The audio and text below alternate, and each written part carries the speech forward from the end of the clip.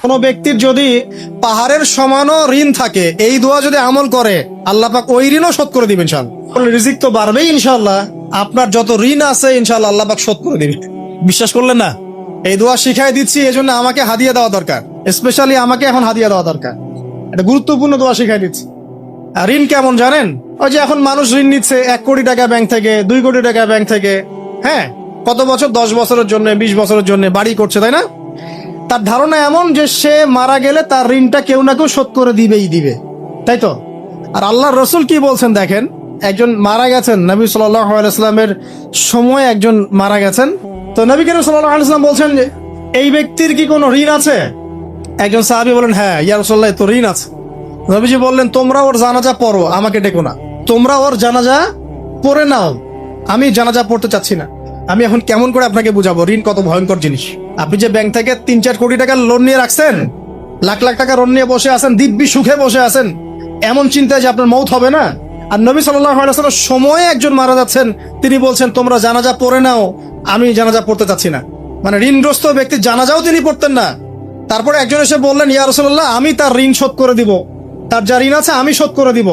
তখন নবী এসে জানাজা পড়লেন সাল্লাল্লাহু আলাইহি ওয়াসাল্লাম। তা আপনার এই কোটি কোটি টাকা ঋণ শোধ করার লোক তো রেডি আছে নাকি? আছে না? সমস্যা নেই, আপনার জানাজা পড়া হবে। কারণ হুজুরকে আপনি 5,000 টাকা দিবেন, হুজুর জানাজা পড়াই দিবে, কোনো সমস্যা নেই।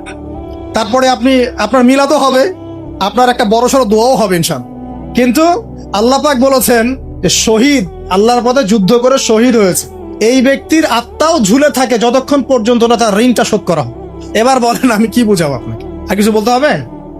তো এখন সেই দোয়া শিখাচ্ছি আপনাদেরকে, যে দোয়া শিখলে আপনারা ঋণ থেকে বাঁচবেন ইনশাআল্লাহ। কত দিবেন বলেন? হ্যাঁ, এই তো, শুকরিয়া। দোয়া করবেন যেন আল্লাহ পাকের দিনটাকে আল্লাহর জমিনে প্রতিষ্ঠা করতে পারে। আমার সাথে বলেন, দোয়াটা হচ্ছে আল্লাহুম্মা ইকফিনি বিহালালিকা আন হারামিকা ওয়া আগনিনি বিফদলিকা আম্মান সিওয়াকা। এই দোয়াটা ছোট না, এটা মুখস্থ করবেন, সেজদায় পড়বেন, নামাজের সেজদায় পড়বেন, আত্তাহিয়াতু দরুদ শেষ তারপরে পড়বেন, নামাজ শেষে হাত তুলে করবেন, যখন তখন শেষ রাতটা করবেন। ইনশাআল্লাহ দেখবেন আপনার ঋণ বলতে কিছু থাকবে না ইনশাআল্লাহ। যদি থাকেও, বড় কোনো ঋণ থাকেও, আল্লাহ পাক অন্য কোনো মাধ্যমে এটা শোধ করার ব্যবস্থা করে দিবেন ইনশাআল্লাহ। আমার জীবনে এমন ঘটনাও ঘটেছে, এটা এখন গল্পটা মনে পড়ে গেল তাই বলছে, যে 1,20,000 টাকা ঋণ আছে আমার, শোধ করার কোনো অপশন নাই। আমার চোখে ধরা পড়ছে না যে 1,20,000 টাকা আমি কেমনে দিব। কি হলো, হঠাৎ করে আমরা একটা সার্কুলার দেখলাম যে সারা বাংলাদেশে ইসলামিক ট্যালেন্ট খোঁজা হচ্ছে। 2000, এটা মনে হয় 17 কি 18 সালের কথা। হ্যাঁ, 18 না? আচ্ছা, 18। তো হ্যাঁ, আলোকিত জ্ঞান। তো এখন আমার ওয়াইফ বলছেন যে আপনি এটাতে অ্যাপ্লাই করেন। আমি অ্যাপ্লাই করবো, এটা তো আলেম ওলামাদের প্ল্যাটফর্ম, আমি এখানে জেনারেল থেকে আসা মানুষ, কেমন করে কি। তো সে বলছেন আপনি পারবেন ইনশাআল্লাহ, আপনি পড়াশোনা করেন, ইনশাআল্লাহ পারবেন। তো আমি দেখছি আগে প্রাইস কি আছে, কষ্ট তো করবো, আগে দেখি পুরস্কারটা কি। তো পুরস্কারটা দেখছি যে একটা ওমরা করাবে। ওমরা করা তো যে কারোর জন্য একটা মানে স্বপ্নের ব্যাপার না? ওমরা করা তো সবাই আমরা খুব পছন্দ করি, আল্লাহ পাক আমাদেরকে বেশি বেশি ওমরা করার তৌফিক দেন। আর লেখা আছে যে ফার্স্ট প্রাইস 3 লাখ টাকা, second prize 2 lakh, third price হচ্ছে 1 লাখ। আচ্ছা ঠিক আছে। তারপর টানা 4 কি 5 মাস দৈনিক 10 থেকে 12 ঘন্টা করে পড়েছে। টানা 4 থেকে 5 মাস দৈনিক 10 থেকে 12 ঘন্টা, নাওয়া খাওয়া সব ওখানেই। আর যতটা সহজ মনে করছেন, আসলে কিন্তু প্রতিযোগিতা অত সহজ নয়। যে কোনো জায়গা থেকে প্রশ্ন আসতে পারে, আকিদা, সিরাত, ইতিহাস, এটা ওইটা, অনেক টপিক, প্রায় 36টা বিভাগ আছে। তো আলহামদুলিল্লাহ কিভাবে জানি আস্তে আস্তে উঠতে পারলাম। গিয়ে দেখলাম যে হ্যাঁ, টিভি রাউন্ডে চলে গেছে। আমি তেমন কিছুই করি নাই, আমি শুধু পরিশ্রম করেছি, আল্লাহর কাছে বেশি থেকে বেশি দোয়া করেছি যে আল্লাহ, আমার ঋণ আছে, ঋণ শোধ করতে হবে একটা। এবং আমি চাচ্ছি যে এই প্রোগ্রামের মধ্য দিয়ে দিনের একটা বড় সার্কেল পাওয়া যায়, দিনী প্ল্যাটফর্ম পাওয়া যায়। তো আলহামদুলিল্লাহ আল্লাহ পাকের ইচ্ছায় সেখানে একটা ভালো রেজাল্ট হলো, এবং সেখানে ওমরাও করা হলো আলহামদুলিল্লাহ। এবং ক্যাশ তারা খুব তাড়াতাড়ি দিয়ে দিয়েছে। আমি পুরো ক্যাশটা আগে পেয়েই আগে ঋণটা শোধ।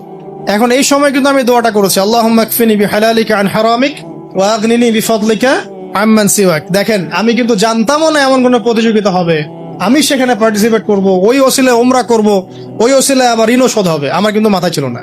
এটাই হচ্ছে আল্লাহ পাকের সেই আয়াত, যে ওয়া মান ইয়াত্তাকিল্লাহ ইয়াজআল লাহু মাখরাজা। আল্লাহ পাককে যে ভয় করবে, আল্লাহ পাক তার জন্য রাস্তা খুলে দিবেন ইনশাআল্লাহ। ওয়া ইয়ারযুকুহু মিন হাইসু লা ইয়াহতাসিব। এবং এমন উৎস থেকে আল্লাহ পাক রিজিক দিবেন যেটা সে কল্পনাও করতে পারে না। এটা আল্লাহ তাওয়াক্কুল রাখেন জাস্ট। ওই ইসমাইল আলাইহিস সালামের মায়ের মতো হাজরা আলাইহিস সালাম ইব্রাহিম আলাইহিস সালামকে বলছেন, আপনি আমাকে এখানে ছেড়ে যাচ্ছেন কি জন্য? ইব্রাহিম বলছেন আল্লাহর আদেশে। তখন তিনি বলছেন, তাহলে আল্লাহ আমাকে ফেলে দিবেন ইনশাআল্লাহ। সেই মায়ের গর্ভ থেকে ইসমাইলের মতো সন্তানের জন্ম হলো, যেই সন্তানকে বাবা বলছে যে আমি তোমাকে জবাই করছি, স্বপ্নে দেখেছি, ফানজুর মাদা তারা, তোমার রায় কি? সে বলছে ইয়া আবাতি ফাআল মা তুমার, আপনাকে যে আদেশ করা হয়েছে আপনি সেটাই করেন। সাতাজিদুনি ইনশাআল্লাহু মিনাস সাবিরিন, ইনশাআল্লাহ আপনি আমাকে ধৈর্যশীল পাবেন। দেখেন কোন মায়ের গর্ভ থেকে কোন সন্তান। তাকে কি বাবা মানুষ করেছিলেন? না, তাকে তার মা মানুষ করেছে।